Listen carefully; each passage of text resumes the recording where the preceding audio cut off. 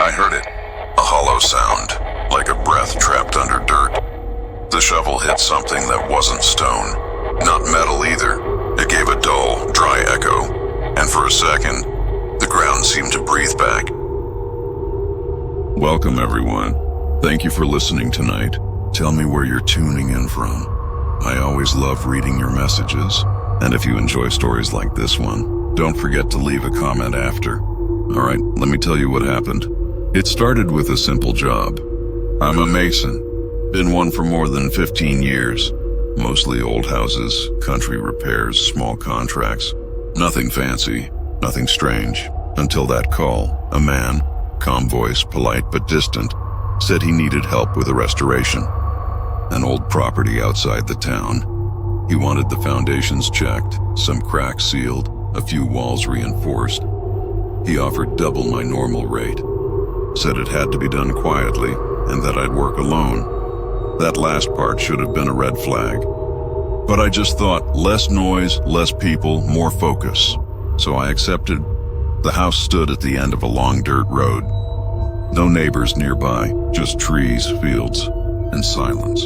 From afar it looked ordinary. Pale walls, slanted roof, wooden porch. But when I got closer, I noticed the smell, moist earth. Old wood and something else, like dust that had been asleep for decades. The owner, Mr. Grant, was waiting outside. Tall man, thin, with that kind of smile that never touches the eyes. He shook my hand, then said almost in a whisper, "Work as deep as you need. But don't touch the north wall." I laughed a little, asked if it was unsafe. He just said, "It's old, let it be." Then he turned around and left me the keys. Inside, the house felt heavier than outside. You know that kind of quiet that hums in your ears? Like the place itself is listening? That's how it felt.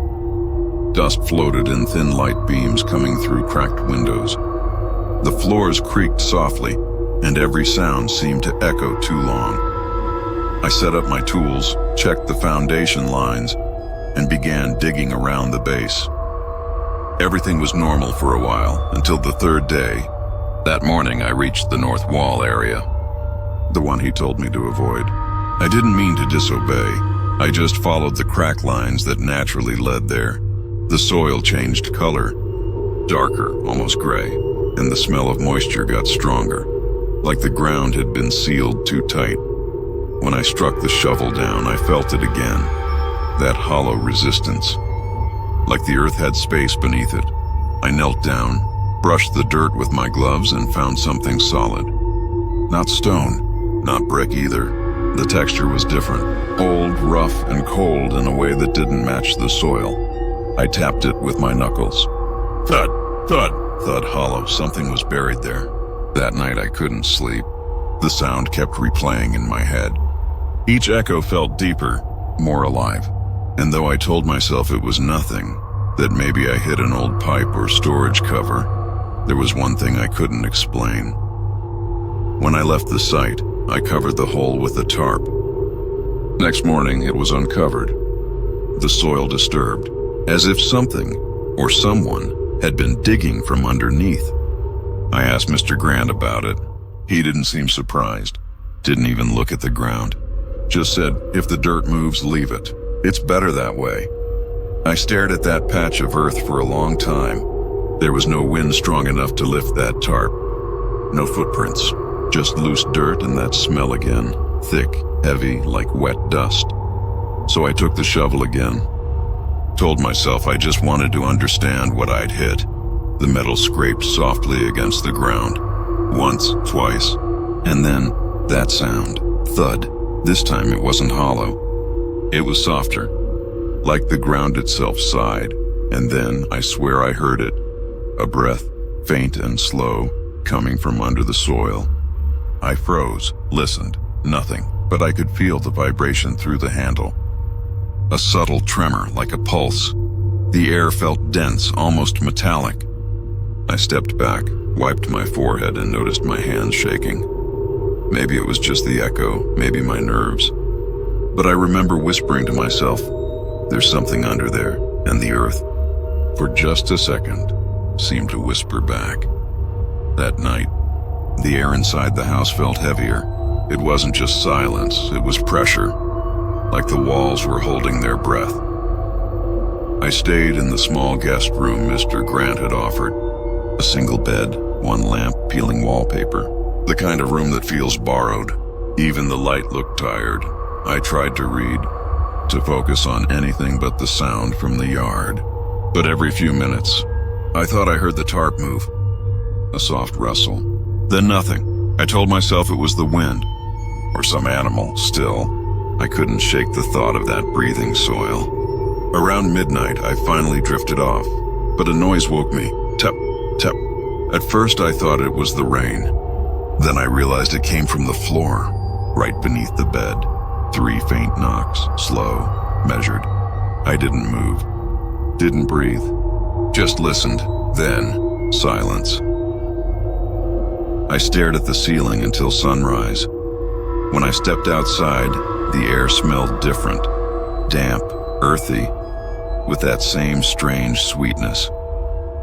Like soil after a long storm, the tarp was gone, completely gone. Only the open ground remained. A hollow, dark shape staring back at me, and right beside the hole, my shovel stuck upright, exactly where I'd left it, only deeper, as if someone had pressed it into the soil by hand. Mr. Grant came out of the house just as I was staring at it. He didn't even glance at the hole, just said, "You shouldn't work today. The ground's too soft." I asked him again, what was buried there. He looked at me, then away, and said quietly, "Not everything below us is meant to be fixed." And he walked back inside. I stood there, feeling the morning sun on my face, but the light did nothing. The whole place still felt cold. I filled the hole again, or tried to, but the dirt wouldn't pack right. It shifted, like something underneath kept moving. I remember thinking, maybe there's a spring under here, or air pockets. Maybe that's all it is, but it didn't sound like water. It sounded like breath. That evening, I started hearing things again. I was cleaning my tools when I noticed a vibration under my boots. Like distant footsteps, but too slow, too deep. I crouched down, pressed my ear to the ground. Nothing. Then, as I stood up, a whisper. So faint I thought it was my imagination. It said my name, not loud, not angry, just familiar, almost gentle. I froze. The kind of stillness that feels like glass. One wrong move and it shatters. I waited. Nothing more, but I didn't dare speak back. I packed my tools, locked the shed, and stayed inside the rest of the night. The next morning, something new. At the base of the north wall, where the ground had sunk slightly, I noticed lines carved into the soil. Small grooves like scratches forming a shape, not words, more like circles, crossed with uneven lines. They weren't there before. When I touched one with my glove, the dirt around it crumbled easily, like it had been freshly disturbed. And then I saw it, right in the middle of those marks, a piece of wood, thin and flat, half buried. I pulled it free carefully. It looked like part of a crate or board, darkened by moisture. But when I turned it over, there were marks on it, not writing, not drawings, just shallow, jagged indentations, like something had tried to scratch its way out. I took it inside to show Mr. Grant, but he wasn't home. His truck was gone. No note, only the smell of coffee, freshly made, and the faint echo of a door closing somewhere upstairs. I called out. No answer. So I left the piece of wood on the counter, went back outside, and sat on the steps for a while. The wind was rising. I could hear the trees bend and whisper, and under it all, a low rhythm, steady, from the ground. It matched my heartbeat. Or maybe mine matched it. That night, the knocking returned. This time not under the bed. It came from the walls, slow, patient, like someone tracing the house from inside. I got up, grabbed my flashlight, and followed the sound to the north wall. The beam caught the dust swirling in the air. The wall looked solid, no cracks, no gaps, but when I leaned close, I heard it again. Not knocking, not breathing, a whisper, a voice, soft, trembling, like a child trying not to cry. I couldn't understand the words, only the tone, sad, lonely, begging. I whispered back, "Who's there?" Nothing. Then one last sound, thud, low, from under the floor. It rolled through the wood like thunder underwater. Every board vibrated, every nail hummed. Then a silence. I stepped back slowly, turned off the flashlight, and listened. The air in the room was thick, alive. I could swear something was still moving behind that wall, and in the dark. I heard it again, just a breath, long and close, as if the house itself had leaned in to listen to me. The next morning, the air inside the house felt dry, still, like everything had stopped waiting for something. I found Mr. Grant outside, standing near the truck, staring at the trees. He looked different, pale, tired in a way that didn't come from lack of sleep. When he saw me, he said nothing at first. Then quietly, "You went near the north wall, didn't you?" I didn't answer right away. He already knew. He sighed, looked at the ground. "You shouldn't have done that." I asked him what was there. He just said some things were built to be forgotten.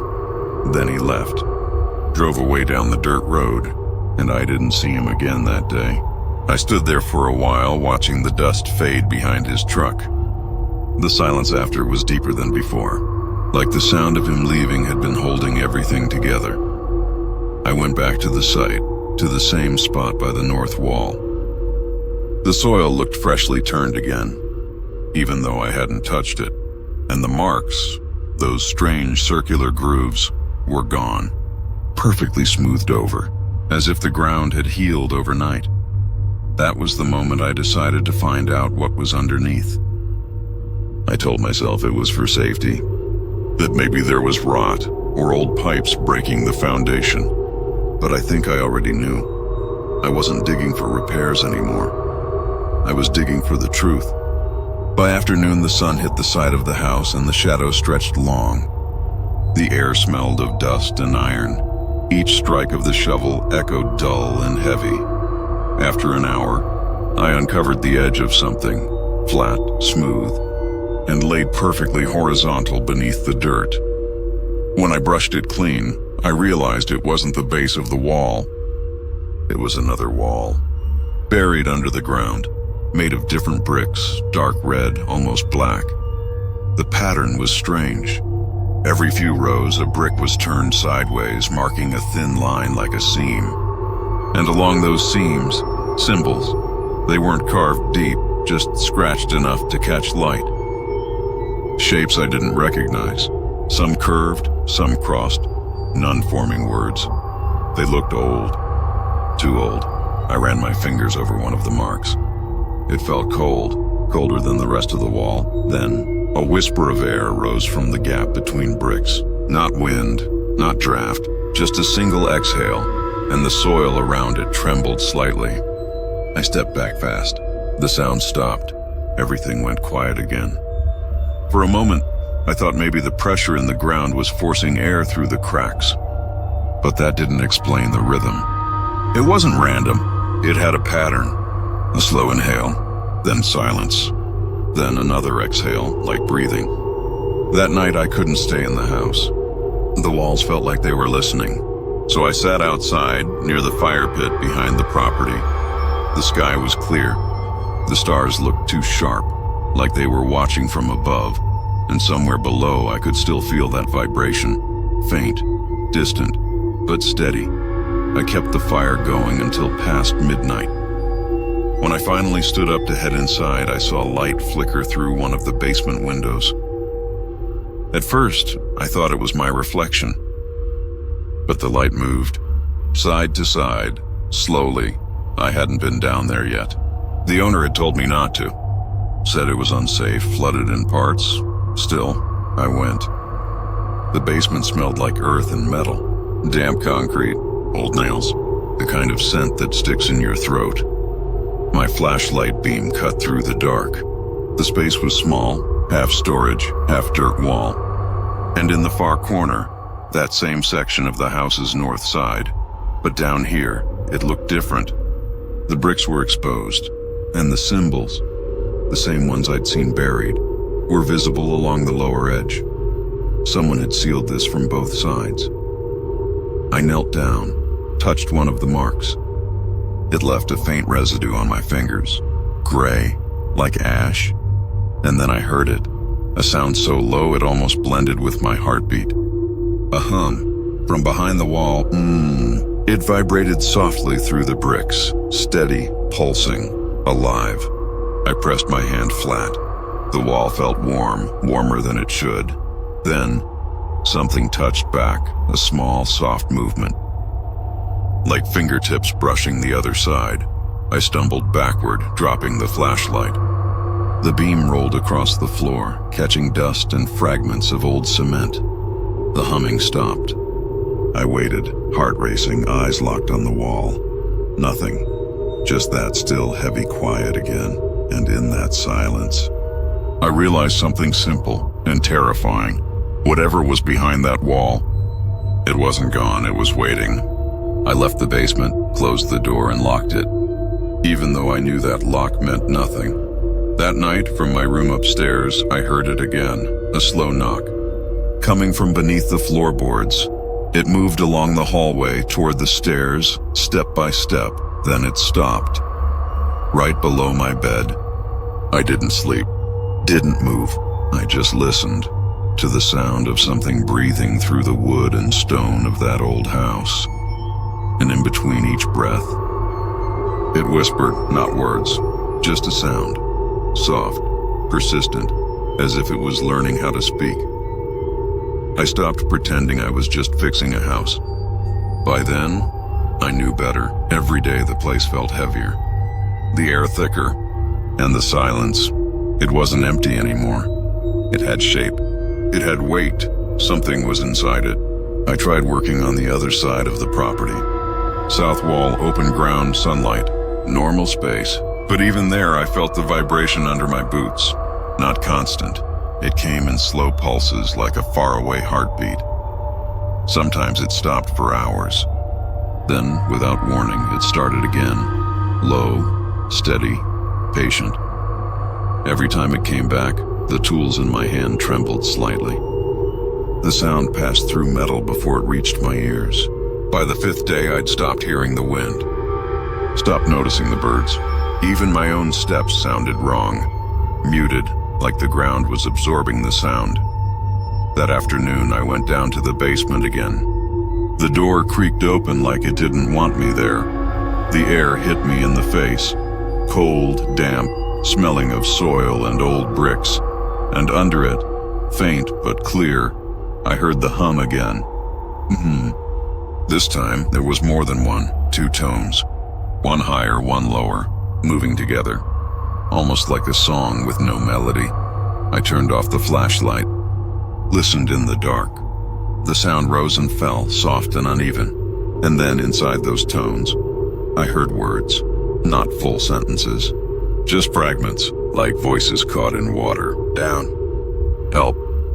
Cold, I whispered into the dark. Who's there? The humming stopped, then a sound answered. A breath right by my ear. But when I turned, there was no one. Only that wall, and the faint trace of warmth against the bricks.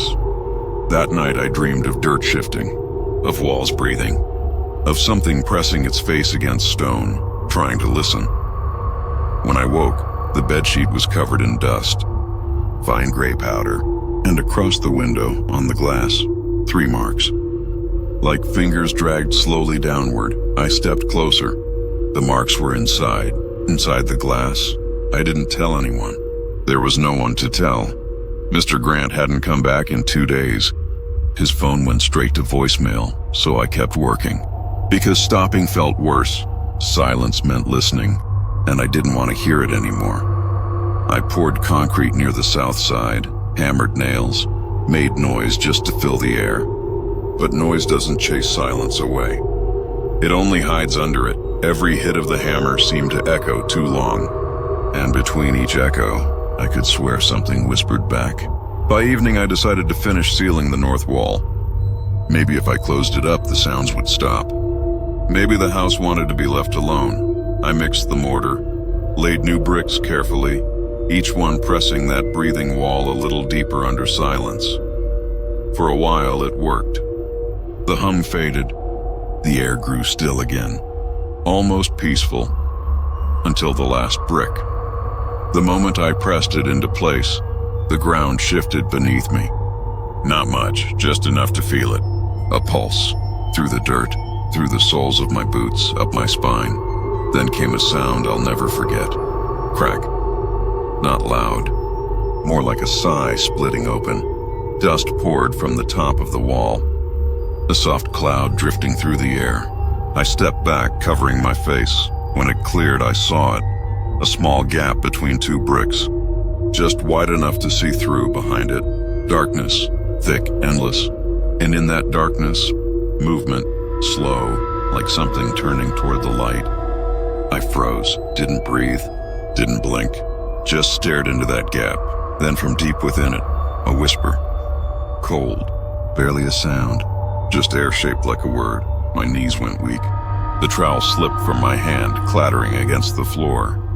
The beam rolled across the ground, catching dust and fragments of old cement. And then another whisper, so faint I almost missed it. Don't. I backed away, heart pounding, waiting for something to reach through. Nothing did. Only the air, warm now, smelling faintly of soil. The kind of smell you get when something long buried is finally disturbed. Days passed. I tried to leave it alone. I tried to focus on normal repairs. But the north wall, the hollow, the fragments, they refused to be ignored.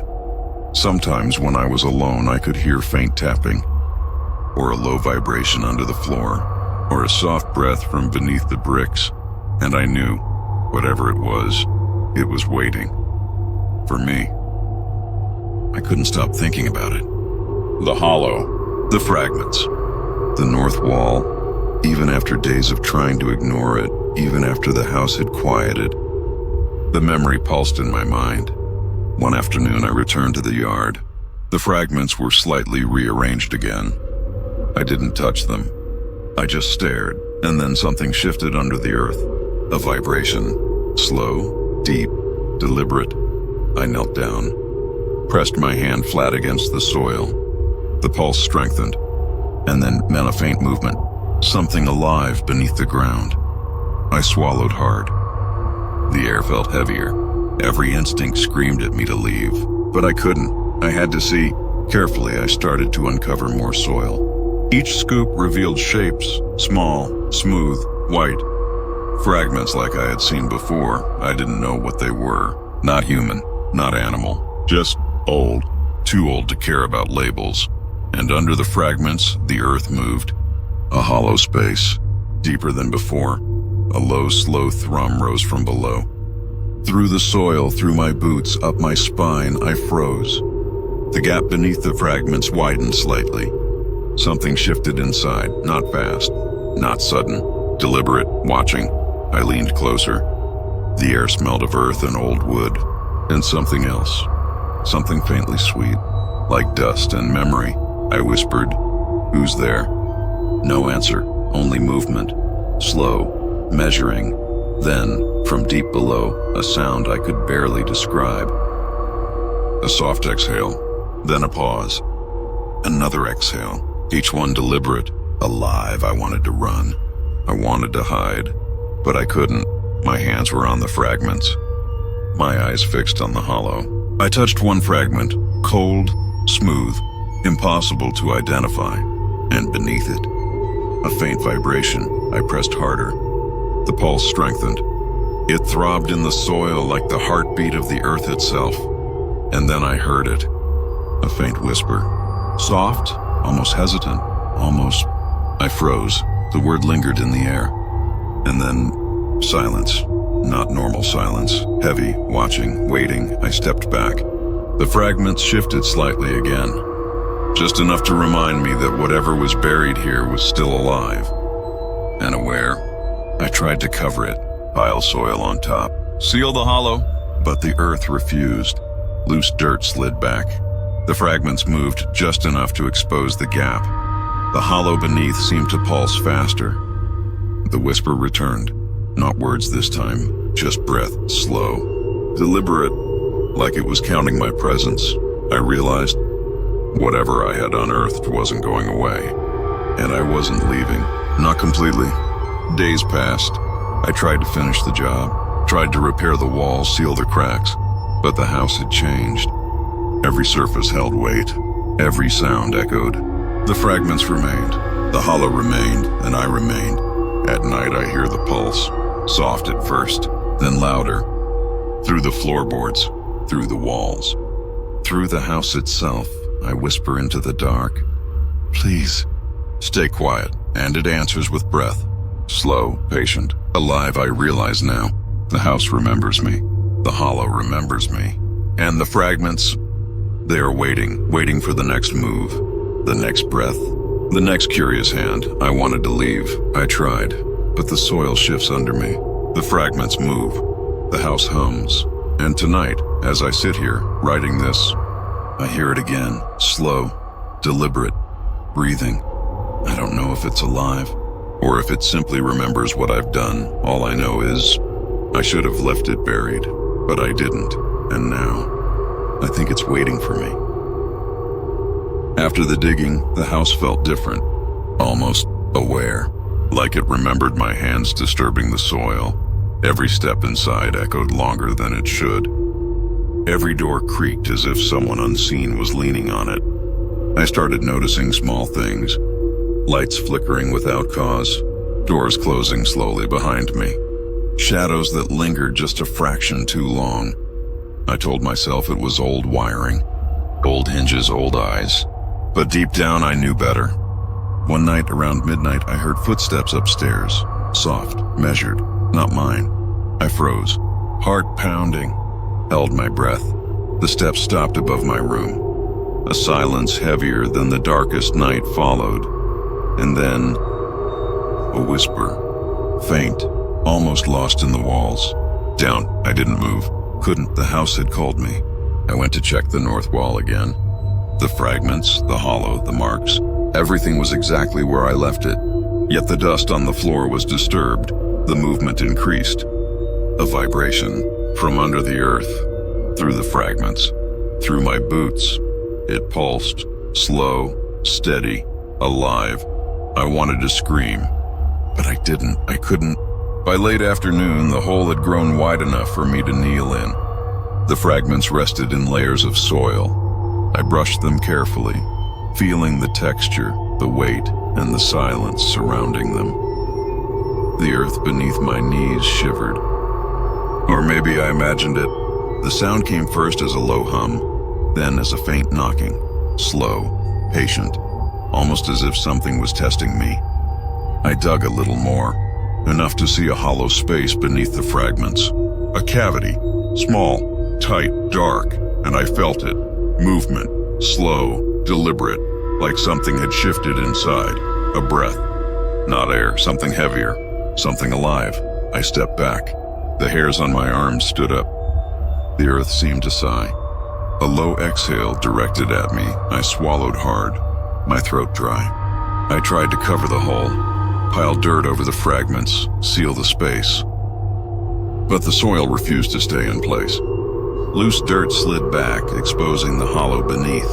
The movement increased. A vibration from under the earth, through the fragments, through my boots. It pulsed, slow, steady, alive. I wanted to scream, but I didn't. I couldn't. Over the next few days, things changed. Objects moved. Lights flickered when I wasn't there. Shadows lingered where they shouldn't. The hollow under the fragments seemed restless. It pulsed almost like it knew I was watching. Sometimes I heard soft whispering, not words, just syllables, like it was trying to speak without fully knowing the language. I stopped talking at night, stopped walking in certain areas. I didn't trust myself or the house. Then one evening I saw it, not clearly, just a movement, a shadow brushing along the north wall, too small to be a person. too deliberate to be a trick of light, and it stopped, paused, as if watching me. I felt my heart pound. A cold shiver ran through me. The air smelled of earth, and something else, something old. The house had remembered me, and it was waiting. I knew that whatever lived beneath the floor was aware I had seen it, and awareness meant danger. That night I lay awake, listening to the faint vibrations, the whispers, the breathing under the floorboards. I realized I wasn't alone. Hadn't been alone since the first day, and the house remembered everything I did.